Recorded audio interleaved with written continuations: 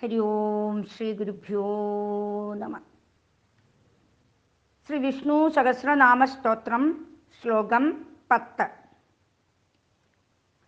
സുരേശ ശരണം ശർമ്മ വിശ്വരേത പ്രജാപവ അഹ സംവത്സരോ വ്യാള പ്രത്യയ സർവദർശന. സുരേശ ശരണം ശർമ്മ വിശ്വരേത പ്രജാപവ അഹ സംവത്സരോ വ്യാള പ്രത്യയ സർവദർശന. ഈ ശ്ലോകത്തിൽ 10 നാമങ്ങൾ അടങ്ങിയിരിക്കുന്നു. ഒന്നാമത്തെ നാമം സുരേശഃ. ഇത് സഹസ്രനാമത്തിലെ 85-ാമത്തെ നാമമാണ്.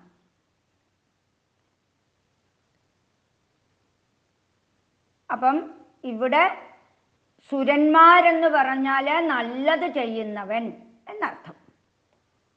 രാ എന്നുള്ള ധാതു രാതി എന്നുള്ള ക്രിയ നൽകുന്നു. അപ്പം രാ എന്നുള്ള ധാതുവിൻ്റെ മുമ്പിൽ സു എന്നുള്ള ഉപപദം ചേർക്കുന്നു. അങ്ങനെ വരുമ്പോൾ നല്ലത് കൊടുക്കുന്നവൻ, നല്ലത് ചെയ്യുന്നവൻ എന്ന സുരശബ്ദത്തിൻ്റെ വ്യുൽപ്പത്തി. അപ്പം ശോഭനാ ധാതॄണാം വാ ഈശഃ സുരീശഃ എന്ന് ഭഗവത്പാദർ പറയുന്നു. സുരൻ എന്ന് വെച്ചാൽ അവരുടെ ഈശൻ, സുരേശൻ, നല്ലതിനെ കൊടുക്കുന്നവൻ എന്നർത്ഥം. ഇനി അടുത്തത് ശരണം. ശരണം എന്നാൽ ആർത്താനാം ആർത്തിഹരതാത് ശരണം എന്ന് വെച്ചാൽ ശരണം എന്നാൽ അഭയസ്ഥാനം എന്നർത്ഥം. എല്ലാവർക്കും അഭയം കൊടുക്കാൻ യോഗ്യനായിട്ടുള്ളവൻ ആരോ അവൻ ഭഗവാൻ. അതുകൊണ്ട് ഭഗവാന് നാമം ശരണം. അപ്പോൾ നമ്മൾ ഓരോ ദുഃഖങ്ങൾ വരുമ്പോഴും ഓരോരുത്തരെയും ശരണം പ്രാപിക്കാറുണ്ട്, ഇല്ലേ? ഇവിടെ ഭാഗവതത്തിൽ നമുക്ക് കാണാം, ഉത്തരാദേവിയുടെ ഗർഭത്തിൽ കിടക്കുന്ന അഭിമന്യുവിൻ്റെ സന്തതിയെ അശ്വത്ഥാമാവ് ബ്രഹ്മാസ്ത്രം പ്രയോഗിച്ച് ആ ഗർഭത്തിൽ വെച്ച് ആ കുട്ടിയെ വധിക്കുകയാണ് ചെയ്യുന്നത്. ആ സമയത്ത് ഉത്തരാദേവി കരഞ്ഞുകൊണ്ട് ഭഗവാനെയാണ് ശരണം പ്രാപിക്കുന്നത്. അപ്പം ദേവിയുടെ തൊട്ടടുത്ത് ഭർത്താവായ അഭിമന്യുവും അച്ഛനായ അർജുനനും ഭീമനും നകുലനും സഹദേവനും യുധിഷ്ഠിരനും ഒക്കെ നിൽപ്പുണ്ട്. പക്ഷെ ദേവി അവരെ ഒന്നുമല്ല ശരണം പ്രാപിച്ചത്. അവരെല്ലാം വില്ലാളി വീരന്മാരാണ്. എന്നാൽ ദേവി ശരണം പ്രാപിച്ചത് ആ ആയുധമൊന്നുമില്ലാതെ നിൽക്കുന്ന, ആ ചിരിച്ചു നിൽക്കുന്ന കൃഷ്ണനെയാണ് ശരണം പ്രാപിച്ചത്. എന്നിട്ട് ഉത്തരാദേവി പറയുന്നുണ്ട്, ഇവര് ഒക്കെ മരണമുള്ളവരാണ്, ഇവരെ ആശ്രയിച്ചിട്ട് കാര്യമില്ല, അതുകൊണ്ടാണ് ഞാൻ അങ്ങയെ ആശ്രയിക്കുന്നത്. അപ്പം നമ്മൾ മനസ്സിലാക്കണം, ആരെയാണ് ആശ്രയിക്കേണ്ടത് എപ്പോഴും. അവിടെയാണ് നമ്മൾ എടുക്കേണ്ടത്. അതല്ല ഇതിനെ കഥയായിട്ടല്ല എടുക്കേണ്ടത്. കഥയായിട്ട് എടുക്കുമ്പോഴാണ് നമുക്കതിൻ്റെ സാരം മനസ്സിലാകാതെ വരുന്നത്. അതിൻ്റെ തത്വമാണ് നമ്മൾ എടുക്കേണ്ടത്. അപ്പം ആ ബ്രഹ്മാസ്ത്രത്തിൽ നിന്ന് രക്ഷിക്കുവാന് ഭഗവാന് മാത്രമേ സാധിക്കുകയുള്ളൂ എന്ന് ഉത്തരാദേവിക്ക് മനസ്സിലായി. അതുകൊണ്ടാണ് ഭഗവാനെ ശരണം പ്രാപിച്ചത്. അതുപോലെ തന്നെയാണ് മറ്റൊരു കഥ നമുക്കറിയാവുന്നതാണ്, ദ്രൗപദിയുടെ കഥ. വസ്ത്രാക്ഷേപ സമയത്ത് മിടുക്കന്മാരായ 5 ഭർത്താക്കന്മാരും ഭീഷ്മപിതാമഹനും ദ്രോണാചാര്യരും ഒക്കെ ശക്തന്മാരായിട്ടുള്ള ആളുകളുടെ ആ സദസ്സിലുണ്ടായിട്ടും അവരെയൊക്കെ വിളിച്ചു കരഞ്ഞിട്ടും ആരും തന്നെ ശരണം കൊടുത്തില്ല. ഒടുവിൽ ഭഗവാനെ തന്നെ ശരണം പ്രാപിച്ചു. അപ്പോഴാണ് വസ്ത്രം നീട്ടിക്കൊടുത്തത് ഭഗവാൻ. അതുപോലെ മറ്റൊരു കഥയാണ് ഗജേന്ദ്രന്റെ കഥ. ഗജേന്ദ്രൻ വെള്ളത്തിൽ വെച്ച് മുതല പിടിച്ചപ്പോൾ തൻ്റെ കൂടെയുള്ള മുഴുവൻ ആനകളും ഒന്നിച്ച് കരകയറ്റുവാൻ ആദ്യം ശ്രമിച്ചു. പക്ഷെ അവരെ കൊണ്ടൊന്നും ഗജേന്ദ്രനെ രക്ഷിക്കുവാൻ സാധിച്ചില്ല. ഒടുവിൽ അവര് ഗജേന്ദ്രനെ ഇട്ടേച്ച് അവർ പോകുകയാണ് ചെയ്യുന്നത്. അങ്ങനെ ഏകാഗിയായിട്ട് വർഷങ്ങളോളം ഈ മുതലയോട് യുദ്ധം ചെയ്ത് ഗജേന്ദ്രൻ അവസാനം ഗജേന്ദ്രൻ നാരായണാഖില ഗുരോ ഭഗവൻ നമസ്തേ എന്ന് പറഞ്ഞുകൊണ്ട് ഭഗവാനെ ശരണം വിളിച്ചു. ആ സമയത്ത് ഭഗവാനെ വന്ന് മോചിപ്പിച്ചു ഗജേന്ദ്രനെ. ഇതൊക്കെ നമുക്കറിയാവുന്ന ഇങ്ങനെ അനേകം കഥകൾ ഭാഗവതത്തിലുണ്ട്.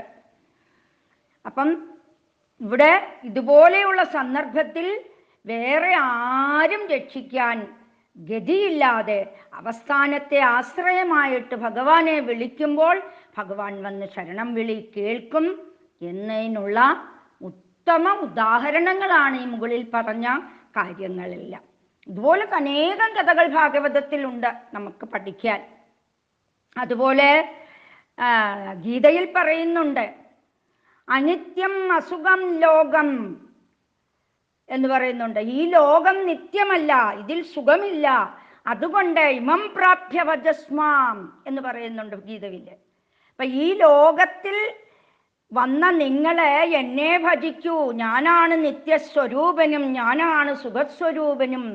ഇവിടെ ഞാനെന്ന് പറയുന്നത് ഈശ്വരൻ എന്നർത്ഥം. അപ്പൊ ജഗദീശ്വരനെ ആശ്രയിക്കുക, അല്ലാതെ അനിത്യ വസ്തുക്കളെ അല്ല ആശ്രയിക്കേണ്ടത് എന്നർത്ഥം. അപ്പൊ അതുകൊണ്ട് ഭഗവാന് നാമം എന്താണ്?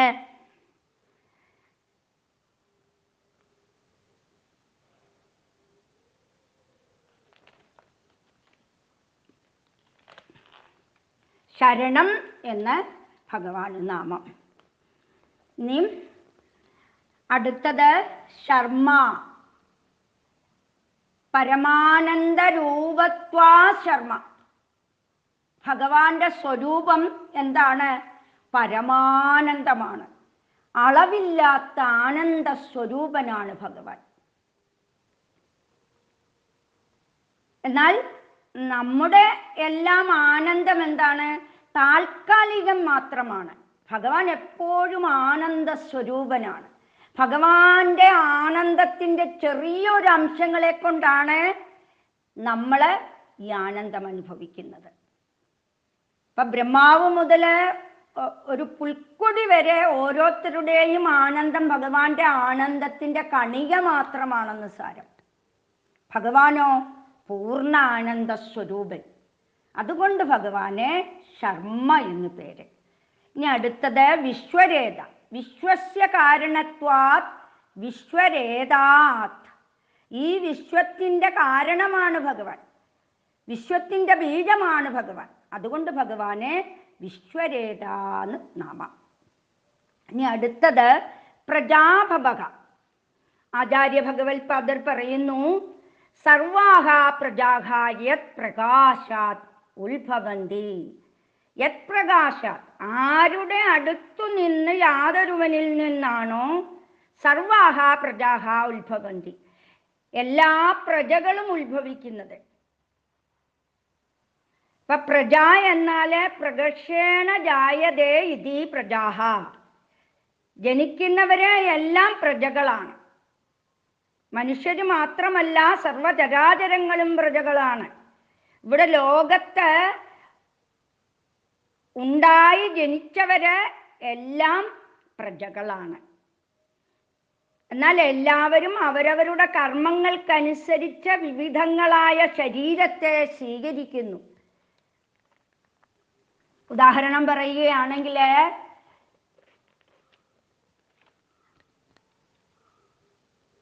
അവരവരുടെ കർമ്മങ്ങൾക്കനുസരിച്ചാണ് ജനിക്കുന്നത്. അതിനെല്ലാം ഓരോരുത്തർക്കും അർഹതയ്ക്കനുസരിച്ച് ശരീര ഉപാധികളെ കൊടുക്കുന്നത് ആരാണോ അവൻ തന്നെയാണ് പ്രജാഭവക എന്ന് പറയുന്നത്. അപ്പൊ ഓരോ ജീവന്മാർക്കും അവരവരുടെ കർമ്മവാസനകളെ പ്രകടിപ്പിക്കുവാൻ അനുകൂലമായിട്ടുള്ള ശരീരങ്ങളും സാഹചര്യങ്ങളും ഒക്കെ കൊടുക്കും. അപ്പം നമുക്ക് ലഭിച്ചിട്ടുള്ള അച്ഛനമ്മമാരൊക്കെ നമ്മൾ മുജ്ജന്മം ചെയ്തതിൻ്റെ ആ സുഹൃതത്തിൻ്റെ ഫലമായിട്ടാണ് നമ്മുടെ മാതാപിതാക്കൾ നമുക്ക് ഈ ജന്മം അവരുടെ വയറ്റിൽ വന്ന് പിറക്കാൻ സാധിച്ചത്. അപ്പം അവരവരുടെ പൂർവകർമ്മങ്ങൾ അനുസരിച്ച് ഓരോരുത്തർക്കും കൊടുക്കുന്നു അവർക്ക് മാതാപിതാക്കളെ. അതുകൊണ്ട് ഭഗവാന് നാമം പ്രജാപവക. ഇനി അടുത്തത് അഹഹ, അഹസ്. ഇവിടെ വിസർഗം സകാരത്തെ സൂചിപ്പിക്കുന്നു.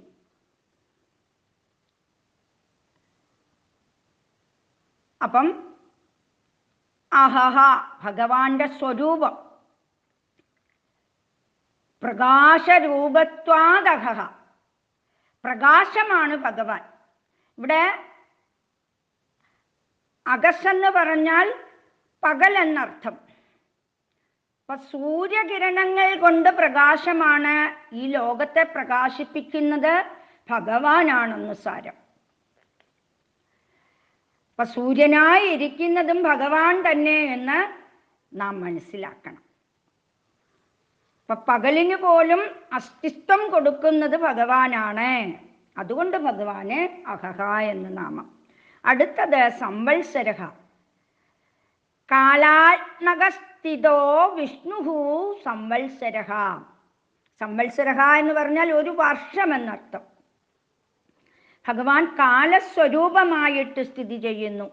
ഭഗവാൻ നമ്മുടെ ഓരോരുത്തരുടെയും ഉള്ളിലെ ആത്മസ്വരൂപനായിട്ട്, അന്തർയാമിയായിട്ട്, കാലസ്വരൂപനായിട്ട് നമ്മളെ നിയന്ത്രിക്കുന്നു. അപ്പം നിലനിർത്തുന്നതും പരിണമിപ്പിക്കുന്നതും കാണാതാക്കുന്നതും എല്ലാം ഭഗവാൻ തന്നെയാണെന്ന് സാരം. അർജുനന് ഒരിക്കൽ വിശ്വരൂപ ദർശനം കണ്ട് ഭയന്നിട്ട് ഭഗവാനോട് ചോദിക്കുന്നുണ്ട്, അങ്ങ് ആരാണ്? അപ്പോൾ ഭഗവാൻ പറയുന്നുണ്ട്, കാലോസ്മി ലോകക്ഷയകൃത് പ്രവർത്തനഃ എന്ന് പറയുന്നുണ്ട്. വളരെ ശക്തമായിട്ടുള്ള ലോകത്തെ നശിപ്പിക്കുന്നത് കാലമാണ് ഞാന് എന്ന് ഭഗവാൻ അർജുനനോട് മറുപടി പറഞ്ഞു. അപ്പോൾ അഗസ് എന്നാൽ ഒരു ദിവസം, പകലെന്നും അർത്ഥം. സംവത്സരം എന്നാൽ ഒരു വർഷം. അപ്പൊ കാലത്തിന്റെ സെക്കൻഡും മണിക്കൂറും ദിവസവും ആഴ്ചയും മാസവും വർഷവും അനേക വർഷങ്ങൾ ചേർന്നാണ് യുഗങ്ങളെ, കൽപ്പങ്ങളെ ഒക്കെ ഉണ്ടാകുന്നത്. ഇതെല്ലാം ആരാണ്? ഭഗവാൻ തന്നെ എന്ന് സാരം. അപ്പൊ അതുകൊണ്ട് ഭഗവാന് സംവത്സരഃ. ഇനി അടുത്തത് വ്യാളഃ. വ്യാളം എന്നാൽ സർപ്പം എന്നർത്ഥം. മറ്റൊരർത്ഥം പുലി എന്നും മതയാനി എന്നും അർത്ഥമുണ്ട്. ഈ മൂന്ന് പേരിലും വ്യാളം എന്ന പേരിൽ അറിയുന്നുണ്ട്. അപ്പൊ ഇവിടെ എന്തുകൊണ്ടാണ് വ്യാളൻ എന്ന് പേര് വന്നെന്ന് ചോദിച്ചാൽ, വ്യാളവത് ദൂരദർശക ഗജവത് ഗൃഹീത് അശക്തിത്വാത് അഥ വ്യാളഃ. ഒരു പാമ്പിനെയോ പുലിയെയോ മതയാനെയോ കീഴ്പ്പെടുത്തുവാൻ വളരെ പ്രയാസമാണ്. അപ്പൊ ഭയങ്കര ശക്തിയോടുകൂടി അവരെ നമ്മളെ അടുക്കൽ ചെന്നാൽ അവര് നമ്മെ ആക്രമിക്കും. കീഴ്പ്പെടുത്താൻ പ്രയാസമാണ്. അതുപോലെ ഭഗവാനെ കീഴ്പ്പെടുത്താൻ ആർക്കും സാധിക്കുകയില്ല, പിടികൊടുക്കത്തില്ല ഭഗവാൻ ആർക്കും. അതുകൊണ്ട് ഭഗവാനെ വ്യാളക എന്ന് നാമം. ഇനി അടുത്തത് പ്രത്യയഃ. പ്രതീതിഃ പ്രജ്ഞാ പ്രത്യയഃ.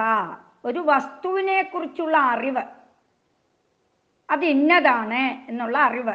അപ്പൊ അതിൻ്റെ പിറകിലുള്ള പ്രജ്ഞ, പ്രജ്ഞ എന്ന് വെച്ചാൽ പ്രകാശിപ്പിക്കുക. അപ്പൊ അറിവിനെ പ്രകാശിപ്പിക്കുന്ന ഏതൊന്നാണോ അത് പ്രത്യയഃ. ഉദാഹരണത്തിന് നമ്മൾ പറയുകയാണെങ്കിൽ ഇതൊരു പൂവാണ്, ഇതൊരു പഴമാണ് എന്നൊക്കെ പറയുമ്പോൾ അതിൻ്റെ പിറകിലെ കാര്യങ്ങൾ എന്താണെന്ന് നമുക്ക് വ്യക്തമാകുന്നുണ്ട്.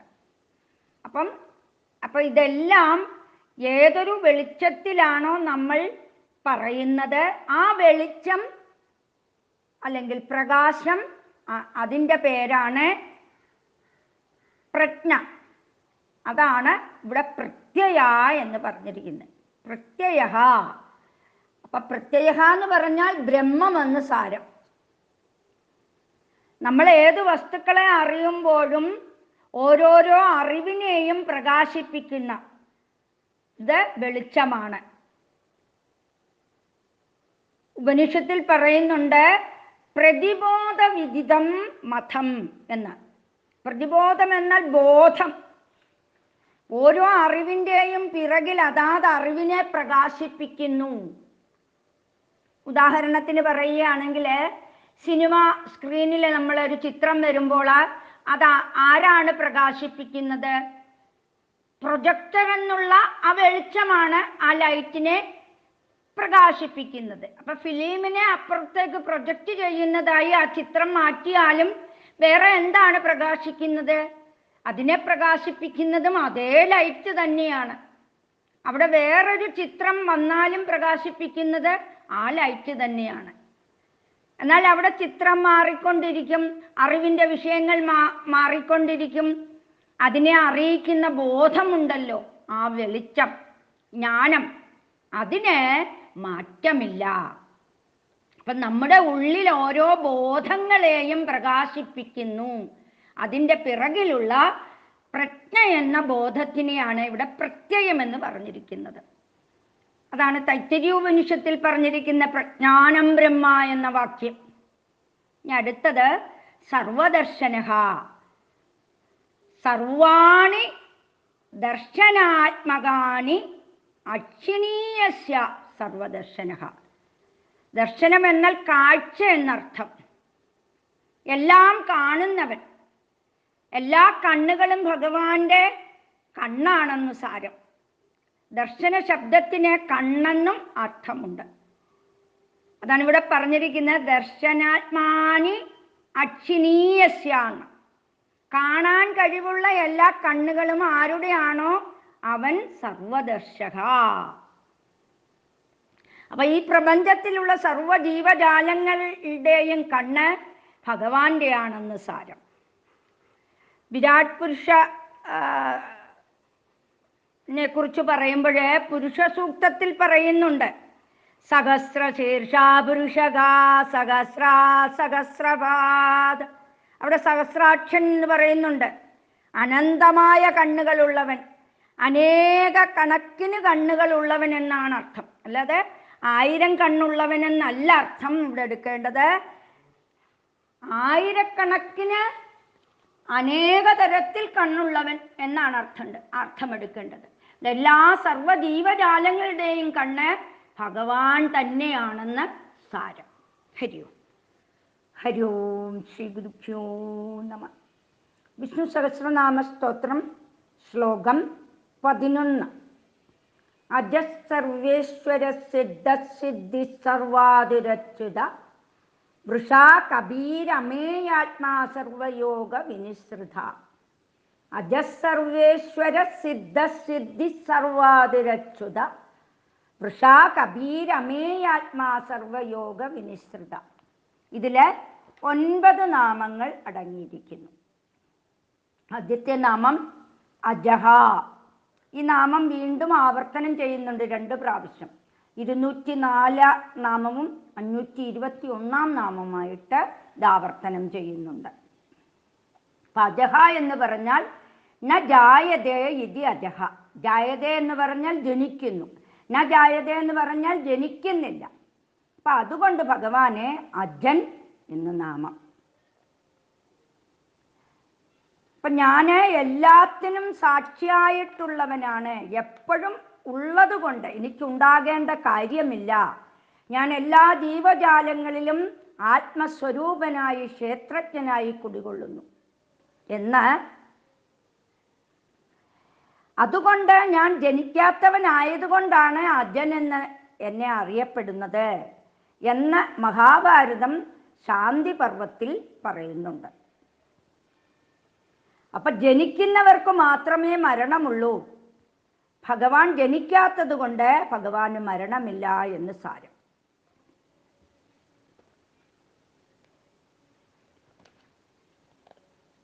ഇനിയും അടുത്ത നാമം സർവേശ്വരഃ. സർവേഷാം ഈശ്വരാണാം ഈശ്വരഃ. മറ്റീശ്വരന്മാർ ധാരാളം ഉണ്ട്. ബ്രഹ്മാവ്, രുദ്രൻ, വായു, വരുണൻ, ഇന്ദ്രൻ, ഇവരെല്ലാം ഓരോ ലോകത്തിൻ്റെ ഈശ്വരന്മാരാണ്. ഓരോ കർമ്മങ്ങളുടെ ഈശ്വരന്മാരാണ്. അപ്പം അവരെല്ലാം പൂർവജന്മങ്ങളിൽ ചെയ്ത തപസ്സിൻ്റെയും പുണ്യകർമ്മത്തിൻ്റെയും ഫലമായിട്ടാണ് ഭഗവാന്റെ അനുഗ്രഹം കൊണ്ട് ഈശ്വരത്വം പ്രാപിച്ചു ഇരിക്കുന്നത്.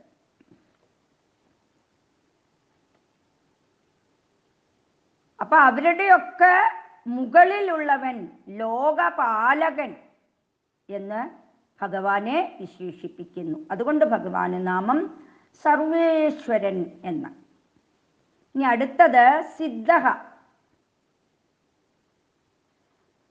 സിദ്ധഃ എന്ന് വെച്ചാൽ ശുദ്ധഃ നിത്യ നിഷ്പന്ന രൂപത്വാ സിദ്ധഃ. എപ്പോഴും ലഭിച്ചിരിക്കുന്നത്, എപ്പോഴും ലഭിക്കേണ്ടത്, അതാണ് സിദ്ധഃ എന്ന് പറയുന്നത്. അപ്പൊ ഭഗവാന് സിദ്ധിക്കേണ്ടതായിട്ടൊന്നുമില്ലെന്ന് സാരം. സിദ്ധിക്കേണ്ടത് ആർക്കാണ്? നമ്മൾക്കാണ്. അപ്പൊ ലക്ഷ്യത്തിനാണ് ഇവിടെ സാധ്യം എന്ന് പറയുന്നത്. അതിനുള്ള മാർഗം എന്താണ്? സാധന. അത് ചെയ്യുന്നവൻ സാധകൻ. ഒരു സാധകൻ സാധനയിലൂടെ സാധ്യത്തെ സിദ്ധിക്കുന്നു. സിദ്ധി എന്നാൽ പ്രാപ്തി എന്നർത്ഥം. ഭഗവാൻ നിത്യസിദ്ധനാണ്. നമ്മളെല്ലാം ആത്മസ്വരൂപികളാണ്. പക്ഷെ നമ്മൾ അജ്ഞാനം കൊണ്ട് അത് ശരിയായ രീതിയിൽ അതിനെ അറിയാൻ കഴിയുന്നില്ല.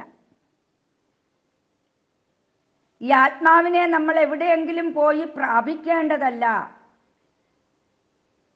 ഈ ആത്മാവ് നമ്മൾക്ക് നിത്യസിദ്ധമാണ്.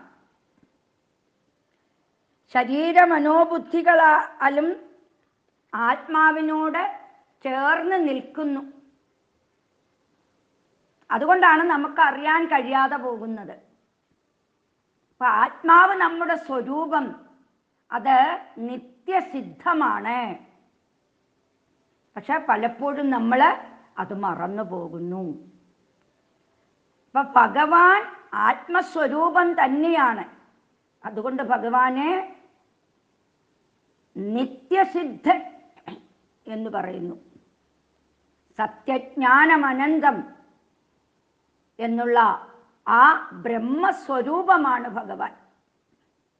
ഇനി അടുത്തത് സിദ്ധഹി. സിദ്ധി എന്ന് വെച്ചാൽ വിജയം എന്നർത്ഥം. ഏതൊരു ലക്ഷ്യത്തിനു വേണ്ടി പരിശ്രമിക്കുമ്പോൾ അത് നേടുമ്പോഴാണ് അതിനെ സിദ്ധി എന്ന് പറയുന്നത്. സാധ്യത്തെ നമ്മൾ പ്രാപിക്കുകയാണ് സിദ്ധി. എല്ലാ വസ്തുക്കളുടെയും ആധാരമായി ഇരിക്കുന്നത് എന്താണ്? ഈ ബോധമാണ്. അപ്പൊ ഈ ബോധമാണ് ഭഗവാൻ. അതുകൊണ്ട് ഭഗവാന് സിദ്ധി സ്വരൂപമാണ്.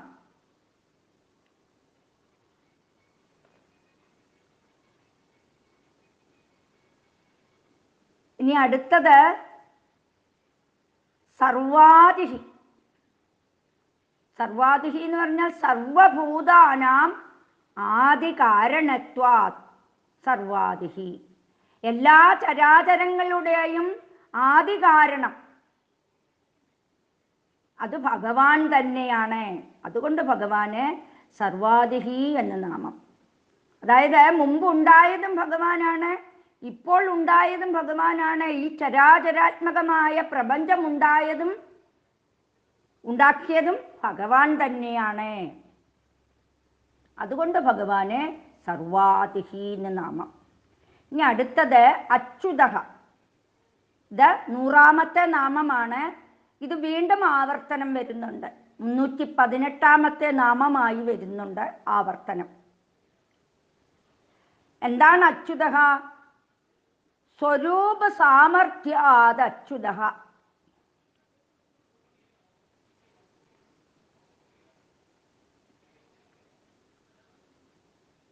അപ്പം അതിൻ്റെ ലക്ഷണങ്ങൾ എന്താന്ന് വെച്ചാൽ സത്യം, ജ്ഞാനം, ബ്രഹ്മ.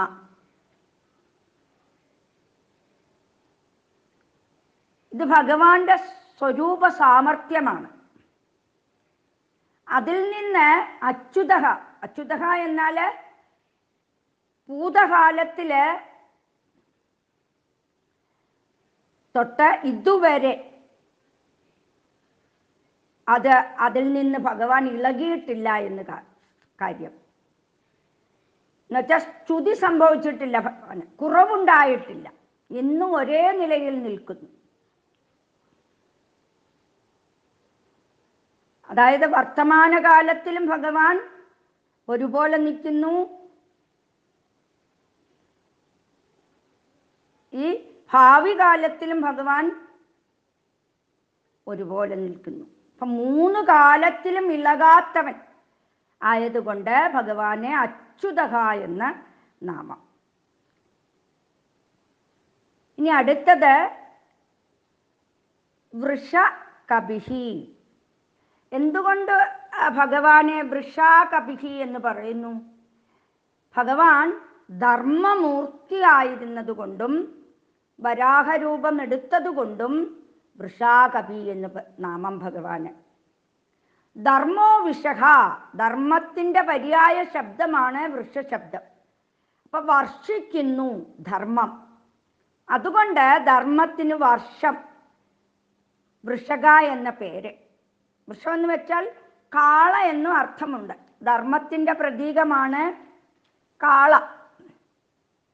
ഭാഗവതത്തില് പ്രഥമസ്കന്ധത്തില് പരിഷത്ത് മഹാരാജാവ് കലിയെ കാണുന്നത്, കലിനിഗ്രഹം ചെയ്യുന്നത് ഈ ഒരു ചിത്രീകരണത്തോടു കൂടിയാണ് കാണിച്ചിരിക്കുന്നത്. അവിടെ ഭൂമിയെ പശുവായിട്ടും ധർമ്മത്തെ കാളയായിട്ടും അവതരിപ്പിച്ചിരിക്കുന്നു. ധർമ്മത്തിൻ്റെ 3 പാദങ്ങളെ കലിപുരുഷൻ നശിപ്പിക്കുന്നു. 4ാമത്തെ പാദം കൂടി വെട്ടാനായിക്കൊണ്ട് വാള് മോങ്ങി നിൽക്കുന്നു. കലിപുരുഷനെ കണ്ടുകൊണ്ടാണ് പരീക്ഷിത്ത് മഹാരാജാവ് ചെല്ലുന്നത്. അപ്പൊ 4 കാലുള്ള കാള ധർമ്മത്തിൻ്റെ പാദമാണ്. ധർമ്മം നിലനിൽക്കുന്നത് അഹിംസ, സത്യം, ശൗചം, തപസ് എന്ന് 4 പാദങ്ങളിലാണ് ഇത് നിലനിൽക്കുന്നത്. അപ്പൊ കലിയുഗത്തിൽ ശേഷിക്കുന്ന സത്യമാണ്. എന്നാൽ അതും കലിയുഗത്തിൻ്റെ അവസാനത്തിൽ നശിക്കുമെന്നാണ് പറയുന്നത്. കൃതയുഗത്തില് ഈ 4 പാദവും ഉണ്ടായിരുന്നു. ത്രേതായുഗമായപ്പോൾ അതിലൊരു പാദം നഷ്ടപ്പെട്ടു. ദ്വാപരയുഗമാകുമ്പോൾ 2ാം പാദം നഷ്ടപ്പെട്ടു. കലിയുഗത്തിൻ്റെ ആരംഭത്തിൽ 3ാം പാദവും നഷ്ടപ്പെട്ടു. ഇനി കലിയുഗത്തിൻ്റെ അവസാന ഭാഗമാകുമ്പോൾ ഈ 4ാമത്തെ പാദവും നഷ്ടപ്പെടുമെന്ന് പറയപ്പെടുന്നു. അങ്ങനെ ധർമ്മം നശിക്കുമ്പോൾ ലോകം നശിക്കും. പിന്നെയും പ്രളയമായിട്ട് വീണ്ടും യുഗം പരിവർത്തനം ചെയ്യുന്നു. അപ്പൊ ധർമ്മത്തിൻ്റെ 4 പാദമാണ് കാളയുടെ 4 കാലുകൾ. പുരാണ ഭാഷയിൽ പറയും ഋഷഭം, വർഷം എന്നൊക്കെ പറയാറുണ്ട്. മഹാദേവൻ കാളയുടെ പുറത്തെഴുന്നള്ളുന്നുണ്ടെന്ന് പറയുന്നുണ്ട്. അതെന്താണ്? ധർമ്മമാണ് അദ്ദേഹത്തിൻ്റെ വാഹനം. അപ്പൊ അതുകൊണ്ട് ഭഗവാന് വൃഷക എന്ന നാമം. ഇനി ഇവിടെ കപി എന്നർത്ഥം പറയുന്നു. വരാഹത്തിൻ്റെ പര്യായമായിട്ടാണ് ഇവിടെ കപി ശബ്ദം എടുത്തിരിക്കുന്നത്.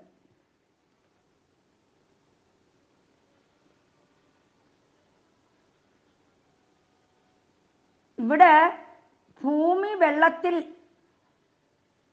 താണുപോയി എന്ന് പറയുന്നുണ്ട്. അപ്പൊ സത്യത്തിൽ ഭൂമി നശിക്കുന്നത് അധർമ്മം കൊണ്ടാണ്.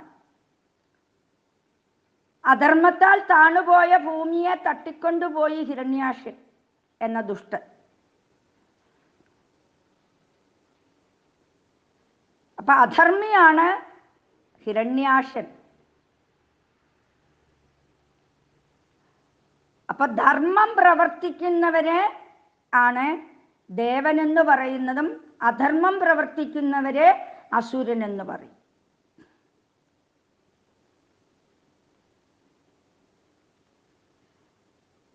അങ്ങനെ ഹിരണ്യാക്ഷൻ എന്നുള്ളതിൻ്റെ അർത്ഥം തന്നെ, ഹിരണ്യം എന്ന് വെച്ചാൽ സ്വർണം എന്നാണ് അർത്ഥം. അക്ഷൻ എന്ന് വെച്ചാൽ കണ്ണ്. അപ്പൊ ധനം മാത്രം മോഹിക്കുന്നവൻ എന്ന അർത്ഥം. അപ്പൊ ജനങ്ങളെല്ലാം ധനം മോഹിക്കുന്നവരായി മാറുമ്പോൾ എന്തു പറ്റും? ഈ ലോകം നശിക്കും, അധപ്പതിക്കും. അങ്ങനെയാണ് ഭൂമി രസാതലത്തില് താണുപോയി എന്ന് പറയുന്നത്. അപ്പോഴാണ് ഭഗവാൻ യജ്ഞവരാഹമൂർത്തിയായി അവതരിച്ച് ആ ഭൂമിയെ ഉദ്ധരിച്ച് ധർമ്മവും കാത്തുരക്ഷിക്കുന്നത്. ഇവിടെ ധർമ്മവും യജ്ഞവും ഇതിൻ്റെ പര്യായ ശബ്ദമാണ്. നമ്മുടെ ധർമ്മം അനുഷ്ഠിക്കേണ്ടത് യജ്ഞഭാവത്തിലൂടെയാണ്. നമ്മുടെ ജീവിതം യജ്ഞമാകുമ്പോൾ അത് ധർമ്മമായി. അപ്പൊ ധർമ്മം എങ്ങനെയാണ് ആചരിക്കേണ്ടത്? യജ്ഞഭാവത്തോടെ. അതുകൊണ്ടാണ് ഭഗവാനെ യജ്ഞവരാഹമൂർത്തി എന്ന് പറയുന്നത്. അപ്പൊ ഇവിടെ കവി എന്ന ശബ്ദത്തെ വരാഹമൂർത്തിയായിട്ട് ഉദ്ദേശിക്കുന്നു. അതാണ് വൃഷാകവി എന്ന് ഭഗവാന് നാമം. അപ്പൊ കവി എന്ന ശബ്ദത്തിന് മറ്റൊരർത്ഥം കൂടിയുണ്ട്. ഇളക്കുന്നവൻ എന്നും അർത്ഥമുണ്ട്. കമ്പനാദി കവി എന്ന് പറയുന്നുണ്ട്. ശരീരം ചലിപ്പിച്ചുകൊണ്ടിരിക്കും. നമ്മുടെ കാമനകളെ നമ്മളിങ്ങനെ ചലിപ്പിച്ചുകൊണ്ടിരിക്കും. അതുകൊണ്ട് ഭഗവാന് നാമം വൃഷാകവി എന്ന് പറയുന്നു. അപ്പൊ നമ്മുടെ പാപങ്ങളെയും കമ്പനം ചെയ്ത് കളയും ഭഗവാൻ.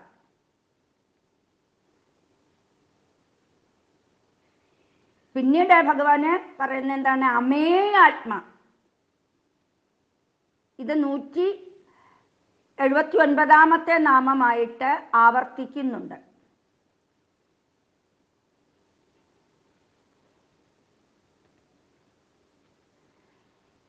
അമേയാത്മാ എന്ന് പറഞ്ഞാല് യാൻ ഇതുമാതും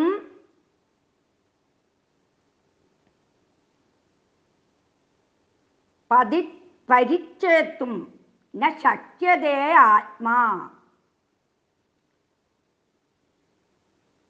അസ് ഇതി അമേയാത്മ എന്ന് പറയുന്നുണ്ട്. യാൻ ഇതുമാതും പരിച്ഛേത്തും ന ശക്യതേ ആത്മാ അസ് ഇതി അമേയാത്മ. യാൻ ഇതി എന്ന് പറഞ്ഞാൽ ഇത് മാത്രം എന്നർത്ഥം. മാതും പരിച്ഛേത്തും, അളന്നു മുറിക്കാൻ സാധിക്കുകയില്ല ഭഗവാന്. അതാണ് മാതും പരിച്ഛേത്തും ന ശക്യത. അളന്നു മുറിക്കുവാൻ ഭഗവാന് സാധിക്കുകയില്ല. ആരുടെ ആത്മാവ്? അസ്, അവന്റെ സ്വരൂപം. അതുകൊണ്ട് ഭഗവാനെ അമേയാത്മാ എന്ന് നാമം. നാരായണീയത്തിലെ 1-ാം ദശകത്തിൽ കൂടി ആദ്യത്തെ ശ്ലോകത്തിൽ പറയുന്നുണ്ട്, കാലദേശാവധിഭ്യാം നിർമുക്തം നിത്യമുക്തം എന്ന് പറയുന്നുണ്ട്. അപ്പൊ കാലം കൊണ്ടോ ദേശം കൊണ്ടോ ഭഗവാനെ പരിച്ഛേദിക്കുവാൻ സാധ്യമല്ല. എന്ന് വെച്ചാല് ഇന്നത് മാത്രമാണ് ഈശ്വരൻ എന്ന് നമുക്ക് ഡിഫൈൻ ചെയ്യാൻ സാധ്യമല്ല എന്ന് സാരം.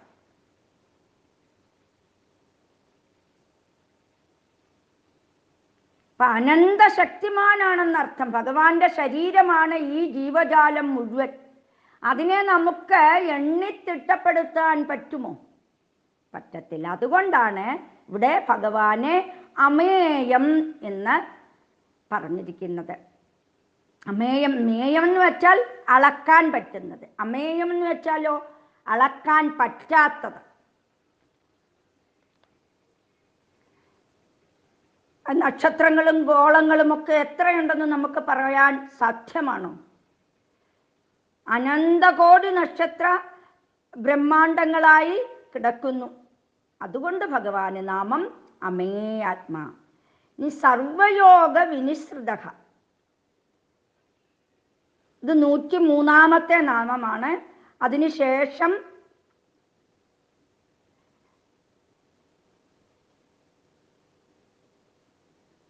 ഇത് ആവർത്തനം ചെയ്യുന്നില്ല. സർവയോഗ വിനിസൃത, ഇതിനർത്ഥം പറയുന്നത് സർവ സംബന്ധ വിനിർഗത.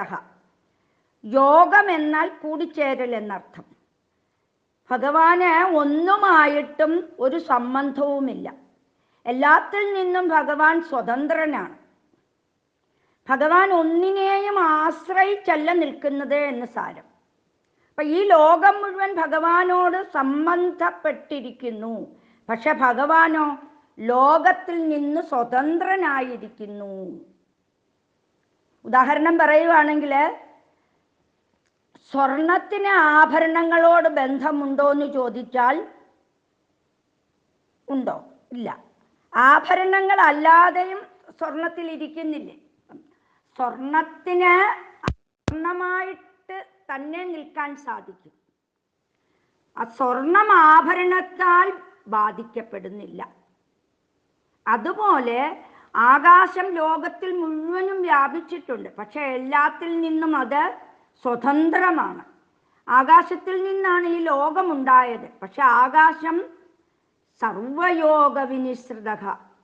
അതുപോലെ ഭഗവാനും ആത്മസ്വരൂപനായി എല്ലാത്തിലും നിന്നും വിട്ടു നിൽക്കുന്നു ഭഗവാൻ. ഹരി ഓം.